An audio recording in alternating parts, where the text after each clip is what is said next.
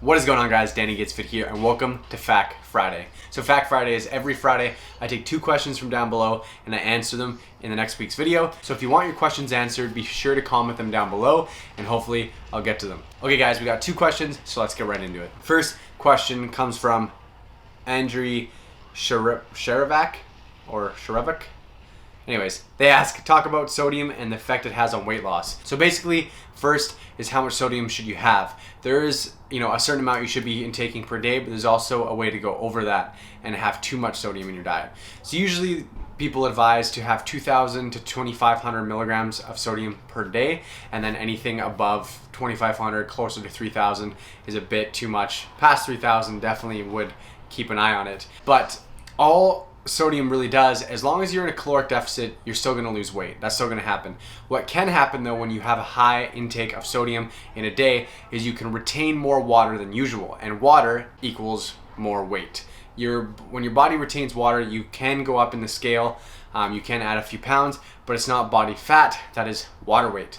Sodium will never add body fat. It's not possible for the human body to do that unless you're in a caloric surplus. So if you're in a caloric deficit and your sodium's high one day and you see the scale go up, don't let it affect you. It's just because you maybe had too much that day. What I could advise is, 1, make sure to watch your sodium intake, and 2, if you know you have a high sodium day, like you've had a lot of high sodium foods, be sure to drink more water than usual. Make sure you're drinking your water. I have like 3 liters minimum a day, usually try to get 4 and above, but make sure you're having more water on days where your sodium intake is higher. Okay guys, that's the first question. Second question comes from Ludix Gunder.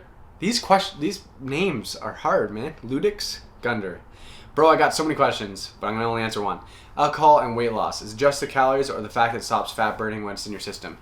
So definitely with alcohol, it's usually high in calories, lots of carbs in alcohol. But the main concern with alcohol is, 1, alcohol in a lot of alcohol in one time is just, not good.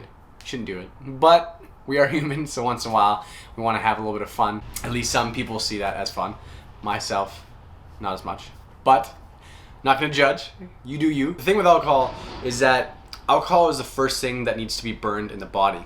So when you have calories that your body's trying to break down and work through, and you put alcohol in the system, it has to get through that alcohol before it can go back to trying to burn those calories, those carbs, those fats from before. So your body prioritizes alcohol. So say you have a big meal before or after alcohol, your body's trying to get rid of the alcohol, so it's letting that meal sit there and be absorbed into the body. So your calories intake can store in the body faster, or the calories intake take longer to burn when you're drinking alcohol. Not to mention, alcohol does have a play on protein synthesis, so the next day when you go to work out, it can be a huge struggle, and it can actually hinder the amount of gains you can make. It can it causes a few little issues. It is a poison technically, so what it does is just makes what the body's supposed to do not do it as well. So it just kind of brings you down for a day or two.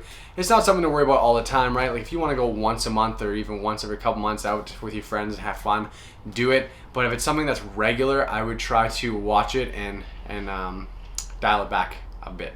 My buddy Jeff Nipper did a really good video. He looks up all the scientific research, so I'm going to be sure to link that down below if you want more of a scientific approach. But he explains everything and all the studies he used in the video, so be sure to check that out. Anyways guys, thanks for the 2 questions. If you want your questions answered, be sure to comment them down below so I can get 2 more for next week. If you like this video, hit that thumbs up button, comment down below because I always love hearing from you guys, and subscribe if you're new to the channel. Thanks for watching guys. Until next time, stay swole my friends. Stay swole. Woo!